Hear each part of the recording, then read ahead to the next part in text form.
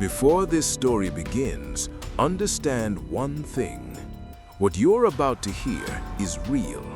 It happened inside an American prison where silence was forced, fear was law, and people disappeared without a trace. If stories like this matter to you, stories that expose what history tried to hide, then subscribe now. Because this channel is where real American crime stories are remembered, not forgotten. Now listen closely. This story starts where silence was broken. The man did not scream. His mouth opened, his eyes widened, his hands shook, but no sound came out. That was the rule inside Auburn Prison: silence. As the guard raised the whip, every other inmate stood frozen in their place, eyes down, back straight, lips sealed tight. They had learned the lesson long ago. If one man screamed, everyone paid. If one man spoke, punishment followed, not just for him, but for the others too. The whip cracked through the air and struck flesh. Still, no sound. The warden stood nearby, calm, still, almost bored. This was not chaos. This was order. This was Auburn Prison in the late 1800s, and fear was the real warden. But what happened next inside those stone walls would shock even the men who believed they had seen everything. Because that day, one prisoner would break the rule that no one dared to break. And once silence was broken, Auburn Prison would never be the same again. Years before that moment, Auburn Prison was praised, not feared. Built in New York in the early 1800s, Auburn was meant to be a model prison. Lawmakers, judges, and prison reformers traveled from across the United States and even Europe to study it. They believed Auburn had found the perfect way to control criminals. It was called the silent system. Prisoners worked together during the day. They marched together. They ate together. They labored side by side in workshops. But they were never allowed to speak. Not a word, not a whisper, not even a prayer spoken aloud. At night, they were locked alone in narrow cells. During the day, they moved like machines, guided by bells, whistles, and guards' batons. Their eyes faced forward, their hands stayed busy, their mouths stayed shut. If an inmate spoke, even by accident, punishment was immediate. This system gave wardens total power, and power inside Auburn Prison slowly turned into something darker. By the 1870s and 1880s, Auburn Prison had changed. Overcrowding grew worse. Cells built for one man now held two. Food grew smaller. Labor hours grew longer. Guards became harsher. And the wardens knew something important. Silence hid everything. If no one could speak, no one could complain. If no one could speak, no one outside would ever know the truth. Inside Auburn, punishment was not just physical, it was mental. Men were beaten for dropping tools. Men were whipped for turning their heads. Men were locked in dark cells for days for the smallest mistake. Some inmates began to lose their minds. Others lost their lives. And most of those deaths were never fully explained. Official records used calm words: sudden illness, accidental fall, natural causes. The prisoners knew better. They watched men disappear into solitary cells and never return. They saw bodies carried out at night. They noticed how guards avoided certain questions. They understood that inside Auburn, silence did not mean peace. It meant control. At the center of this system stood the warden. He wore clean clothes. He spoke softly. He followed the rules on paper. But inside the walls, his word was law. He decided who worked harder, who ate less, who went to the dark cells, who was punished quietly away from witnesses. Guards feared him almost as much as inmates did. If a guard showed mercy, he was punished too. If he questioned orders, he could lose his job. So, most guards obeyed. They swung the whip, they locked the doors, they looked away. One inmate, whose name was later found buried in old prison records, arrived at Auburn after a minor crime. He was young, strong, not used to silence. During his first week, he made mistakes. He turned his head. He whispered once in his sleep. That was enough. He was sent to solitary confinement. The cell was small, cold, dark. No talking, no light, no visitors. Bread and water were pushed through a slot in the door. Days passed, then weeks. When he was finally brought out, something had changed. His eyes did not focus right. His steps were slow. He did not look like the man who had entered that cell. The guards marched him back to work, and that was when it happened. The tool slipped from his hands. The sound echoed in the workshop. Every man froze. The guard turned. The warden was called. Punishment was ordered. This was the moment we began with, the moment when the whip was raised, the moment when the prison held its breath. But something inside the inmate broke. Maybe it was fear. Maybe it was pain. Maybe it was weeks of silence crushing his mind. As the whip struck again, a sound escaped his mouth. Not a word, a scream. It echoed through the workshop like thunder.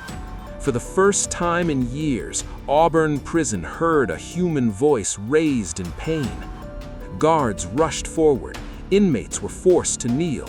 The man was dragged away, still screaming, still alive, still defying the rule that had controlled Auburn for decades. The warden watched, his face unreadable.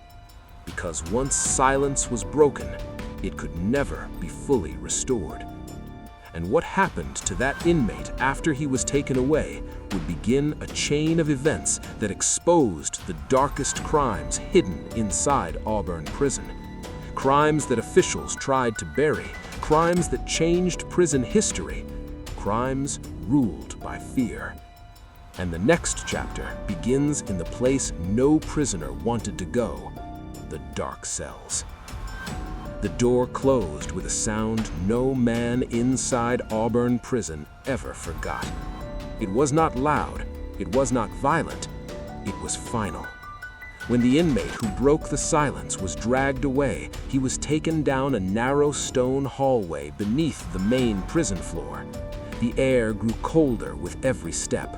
Light faded, sounds disappeared. This place was known by many names, but prisoners whispered only one: the dark cells. These cells were not meant for punishment alone. They were meant to erase people. The inmate was shoved inside, the door slammed shut, the lock turned, and just like that, he vanished from the world. No speaking, no working, no sunlight. Only darkness, cold stone, and the sound of your own breathing. Inside Auburn, the dark cells were the warden's strongest weapon. There were no written limits on how long a man could stay there. Some stayed for days, some for weeks. A few never walked out alive. Official records said the dark cells were necessary for discipline, but prisoners knew the truth. There were places where rules did not exist. The inmate who screamed was left alone.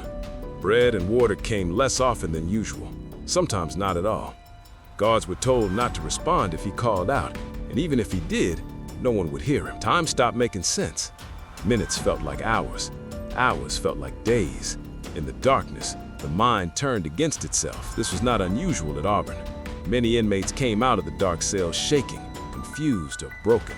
Some could no longer follow commands. Some forgot how to speak at all. Others were carried out on stretchers. When a body left the dark cells, it was usually late at night. Guards avoided eye contact. No questions were asked.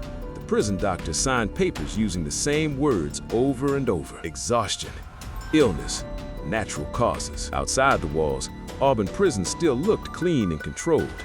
Visitors were shown workshops and quiet rows of marching inmates. Silence was praised as proof of success. But inside, fear grew heavier every day. The inmates knew something had changed after the scream. Guards were harsher. Punishments came faster. The warden tightened control. Speaking was punished more severely than ever before. It was as if the prison itself was angry. Days passed, then weeks. The man who screamed did not return. Inmates began to whisper with their eyes and small movements. They tapped codes into walls. They passed messages through tools and laundry carts. Silence could be forced, but fear found ways to communicate. One message spread faster than any other. He's dead. No one knew for sure, but everyone believed it. And belief was enough. At the same time, something else was happening beyond Auburn's walls. Families of inmates had started asking questions. Men who were healthy before prison were dying suddenly. Letters stopped coming. Some families were told their loved ones had fallen ill, but no bodies were returned. No funerals were allowed. A few newspaper writers began to notice patterns. Deaths that were not explained. Punishments that were never recorded. A prison that shared very little information. But Auburn Prison was powerful. Local officials defended it. The warden spoke calmly and confidently when asked. He insisted discipline saved lives. Silence created order. The prison worked exactly as intended, and for a long time, people believed him. Inside Auburn, the guards followed orders, but cracks began to show. Not all guards were cruel. Some had joined believing they were serving justice. Over time, they saw too much, men beaten until they collapsed, inmates locked away and forgotten, punishments that went far beyond the law. One guard began keeping notes. He wrote down dates, names, injuries, time spent in dark cells. He hid the papers inside his coat and later beneath floorboards in his home. This was dangerous. Guards who spoke up were fired or threatened. Some were accused of helping inmates. A few disappeared from their jobs without explanation. Still, the notes continued. Inside the prison, the pressure exploded. One night, an inmate refused to stand in line. He did not speak. He did not fight. He simply stood still. The guards rushed him. Others followed. Soon the workshop filled with chaos. Tools fell. Men stumbled. Orders were shouted. The silent system had broken again. The punishment was swift. Dozens of inmates were beaten. Several were sent to solitary. The warden personally ordered extended confinement. That night, cries echoed through Auburn's lower levels, unheard by the world outside. By morning, 2 inmates were missing. Their names were removed from work lists. Their beds stayed empty. The prison doctor signed more papers. Outside, rumors grew louder. By the late 1880s, New York officials could no longer ignore the reports. Public pressure forced a limited investigation. Inspectors were sent to Auburn Prison. The warden prepared carefully. Cells were cleaned. Inmates were warned. Guards were reminded to enforce silence perfectly. The dark cells were locked and hidden from view. When inspectors arrived, Auburn looked calm. No screams, no blood, no visible abuse. The warden guided them through workshops and cell blocks. Inmates marched silently, heads down, exactly as expected. The inspectors left with mixed feelings. Some suspected wrongdoing. Others believed Auburn was simply strict. But then, something went wrong. One inspector asked a question he was not supposed to ask. He asked about inmate deaths. The warden answered smoothly, but his voice changed just slightly. The inspector noticed. He asked again, this time requesting records. Records were delayed. Pages were missing. Names did not match dates. And then, a former inmate came forward. He was released weeks earlier. His body showed scars. His mind still trembled. He told reporters about the dark cells, the beatings, and the man who screamed and never returned. The story spread. Public trust cracked. Officials demanded answers. Inside Auburn, the warden felt control slipping. That night, an order was given. The dark cells would be used again. An inmate believed to be talking to outsiders was taken from his cell. He struggled. Guards dragged him through the familiar hallway into darkness, but this time, something was different. He did not disappear quietly. He fought back, and in that struggle, a guard was injured. Blood spilled inside the dark corridor. By morning, Auburn Prison was on edge, because an injured guard meant attention, and attention was the one thing the warden feared more than anything else. As officials prepared to return, Auburn Prison stood at a breaking point. The truth was close. The silence was failing. And the next chapter would reveal what happened when fear could no longer hide behind stone walls. The guard did not expect blood. He had walked these halls for years. He had dragged men to the dark cells before. Most inmates went quietly. Fear usually did the work. But this time, the inmate fought back. Not with words, not with weapons, with desperation. When the struggle ended, the guard was alive but injured. That single fact changed everything. An injured guard could not be hidden the way a broken inmate could. A wounded officer meant questions, reports, attention from above. By sunrise, Auburn Prison felt different. Guards whispered when they thought no one was listening. Inmates sensed it immediately. Fear still ruled the prison, but now fear had a crack in it. The warden knew this was dangerous. He had spent years building control through silence, through punishment, through fear that kept everyone in line. But now, outside officials were watching. Newspapers were asking questions. Inspectors were coming back. And silence alone would not save him anymore. Orders went out quickly. No more dark cell punishments until further notice. All inmate movement strictly controlled. No one speaks to outsiders. The prison became quieter than ever, but not calmer. The injured guard was sent home. Official records said he slipped during inmate transport. Nothing more. No investigation inside the prison. But rumors spread fast. Inmates learned that someone had fought back and survived. That idea, small as it was, spread like fire in dry grass. For the first time in years, fear was no longer one-sided. Meanwhile, outside Auburn's walls, pressure grew stronger. The former inmate who spoke to reporters was not alone anymore. Others came forward. Families demanded answers. Religious groups questioned the silent system. Lawyers asked to see death records. And the notes kept by the guard, the one who had been writing things down for years, were no longer hidden. He made a choice. One night, after his shift, he did not go home right away. He met someone instead, a local official who had doubts about Auburn, but no proof. The guard handed over the papers. Dates, names, punishments, time spent in dark cells, deaths that followed days later. It was not neat, it was not perfect, but it was enough. When state officials reviewed the notes, they saw patterns they could not ignore. Men sent to solitary for minor mistakes, extended confinement without approval, deaths following punishment with no medical explanation. The state ordered a full inspection. This time, there would be no warning. When inspectors arrived, Auburn was caught off guard. Cells were opened, records were demanded, guards were questioned separately. The dark corridor beneath the prison was discovered. The dark cells were not clean, they were not forgotten, they were used recently. Inspectors asked about the inmate who screamed months ago. No one could produce him. No release record, no death certificate, no transfer papers. He had vanished. The warden stayed calm. He always did. He claimed illness. He claimed mistakes in record-keeping. He claimed his prison was under attack by critics who did not understand discipline. But now, silence was not enough anymore. Guards were interviewed one by one. Some stayed silent. Some repeated the same answers. But one guard broke. He did not give a speech.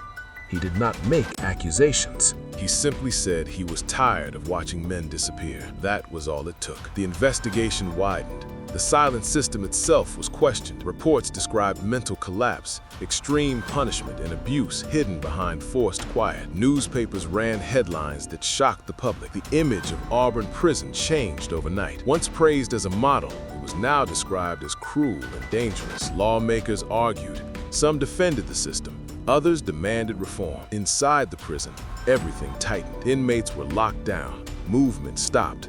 Guards watched each other. No one trusted anyone. The warden still held power, but it was slipping. Eventually, the state made its decision. The silent system would be reduced, oversight would increase, dark cell use would be restricted. Wardens would no longer have unchecked authority. It was not justice for the dead. It was not punishment for every crime committed inside those walls, but it was the beginning of the end. The warden was removed quietly.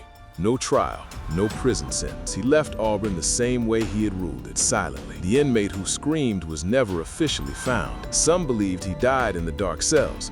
Others believed his records were erased to protect the prison. His name faded, but his scream did not, because that scream did something no rule could stop. It exposed fear. Auburn Prison continued to operate, but it was changed forever. The silent system slowly disappeared across the country. Prisons began to understand that silence could hide cruelty, not fix it, and the lesson remained. When power goes unchecked, when voices are forced quiet, when fear becomes law, crime does not disappear. It moves behind walls. And even today, the shadow of Auburn Prison still hangs over the American prison system, because silence is not peace, it is a warning. If you're still watching, it means this story has pulled you in, and that's exactly why this channel exists. Every story we tell is real. Every case happened in the United States, and every voice you hear here once had no one listening. If you don't want these stories to disappear again, subscribe to the channel. New true crime documentaries are coming, and some stories only get told once. Now, let's continue. The scream was gone, but its echo remained. Long after the warden left Auburn Prison, long after the dark cells were officially restricted, something invisible still lived inside those stone walls. It was not written in rule books, it was not listed in records, but everyone who walked those corridors could feel it. Fear had learned how to survive. On a cold morning, not long after the investigation, inmates were ordered into the yard. This was rare. Too many men together made officials nervous. Too many eyes meant too many memories, but this day was different. A state official stood on a raised platform and read from a paper. His voice echoed across the yard. He spoke of reforms, of oversight, of change, of a future where Auburn would no longer rely on silence to control men. The inmates listened without reacting. They had learned that words often meant nothing. When the speech ended, the men were marched back inside. The doors closed, the locks turned. Life inside Auburn continued. But beneath the surface, something had shifted. Guards were no longer sure who was watching them. Some softened, others became harsher, afraid of losing control. Punishment did not disappear, it changed shape. Silence was no longer enforced with whips as often, but fear still filled the air. New wardens came and went, rules were rewritten, inspections became regular. On paper, Auburn improved, yet old habits die slowly. Inmates still disappeared into solitary for long periods. Injuries still happened without clear explanation. Deaths still occurred quietly. And always, there were gaps in the records. Years later, a young clerk working in the prison office noticed something strange. He was sorting through old files, some dating back decades. Many were damaged, some were missing pages. Others stopped suddenly, mid-sentence. He found one file thinner than the rest. No name on the cover, no date of death, no transfer record, only a short note inside. Inmate removed from population. That was it, no explanation. The clerk felt uneasy. He asked a senior officer about it. The officer looked at the file, then closed it slowly. Some things, he said, are better left alone. The file disappeared the next day. But curiosity is dangerous.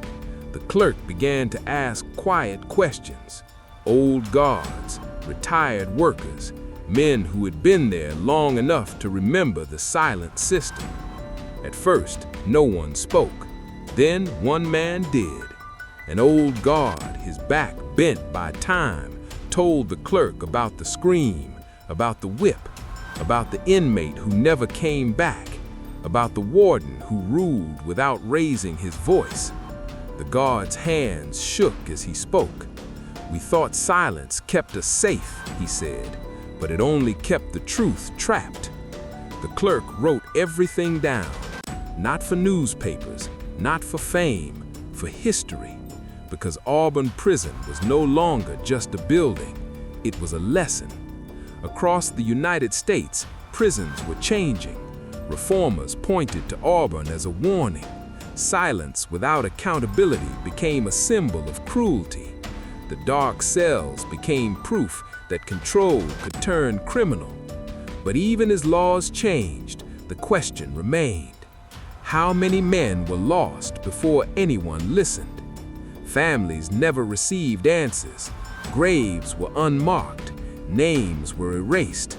Some stories were never told out loud. And maybe that was the final crime of Auburn Prison. Not the whippings, not the dark cells, not even the deaths, but the forgetting. Today, Auburn Prison still stands. Visitors walk past its walls. Cars pass by. Life moves on. Few people stop to think about what happened inside during those years when silence ruled everything. But sometimes, former inmates claim they hear something late at night. Not screams, not words, just the sound of someone trying to speak. And failing. Because fear does not disappear when a warden leaves. It does not vanish when rules change. It lingers, it waits, and it reminds us of a simple truth. When power is unchecked, when voices are taken away, when silence is forced instead of earned, justice becomes another locked door. And somewhere in the shadows of Auburn Prison's past, the story is still not finished. The first truth came out by accident. Decades after the silent system ended, a renovation crew was sent into Auburn Prison's oldest wing. The job was simple: replace damaged stone, seal unused corridors, modernize what could be saved. But Auburn Prison was never simple. Behind a sealed wall, the workers found a narrow passage no longer listed on any blueprint. The air inside was stale, heavy, untouched. At the end of the passage sat a door made of iron, smaller than the others. It was locked. When they forced it open, light spilled into a space that had not seen the sun for generations. A dark cell. Inside, carved into the stone wall with what looked like a nail or broken metal, were marks, lines, numbers, scratches counting days. And beneath them, one word: help. The discovery was reported quietly. Officials said it was an old cell, nothing more, but word leaked out the way it always does. Historians took interest, journalists followed, and once again, Auburn Prison felt eyes on it. Records were pulled from state archives, old reports were reread, forgotten testimony resurfaced. The name of the warden who once ruled with fear appeared again and again, always without consequence, always untouched by punishment. What stood out most was not what the records said, it was what they did not say. There was still no official explanation for the inmate who screamed, no death record, no release, no transfer, just absence. A missing man erased by silence. As pressure grew, the state released a statement acknowledging past abuses under early prison systems. They stopped short of naming crimes. They stopped short of naming victims. But the public had learned something important. Auburn Prison was not an exception. It was a warning. Across the country, other prisons built on the Auburn model were re-examined. Dark cells, forced silence, absolute authority. Investigations revealed patterns that looked disturbingly familiar. Silence had protected cruelty everywhere it was enforced. Former inmates' families began speaking out, even generations later. Some only had stories passed down in whispers. A great-grandfather who never came home, a brother whose letters stopped suddenly. No closure, no grave, no truth. And still the question remained, why did no one stop it sooner? The answer was simple and terrifying. Because fear worked. It kept inmates quiet. It kept guards obedient. It kept the public believing everything was under control. Until one scream broke through. That scream did not save the man who made it, but it weakened the system that tried to erase him. It cracked the walls just enough for truth to begin leaking out. And once truth escapes, it does not go back inside. Today, people still debate punishment, still argue control, still claim silence brings order. But Auburn's past stands as proof that fear does not correct behavior. It only creates victims.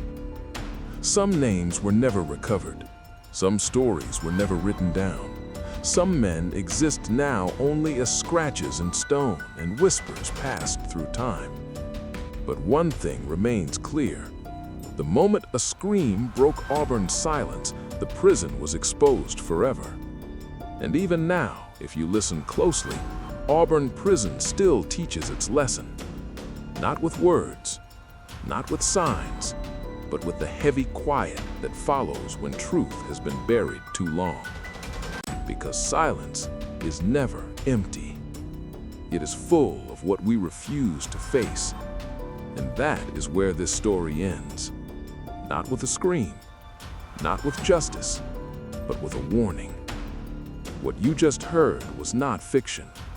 It was real. It was American history, and for a long time, it was buried in silence. If this story stayed with you, if it made you think or pause or feel uneasy, then don't let it end here. Subscribe to this channel, because as long as we remember these stories, they cannot be erased again. And the next story is already waiting.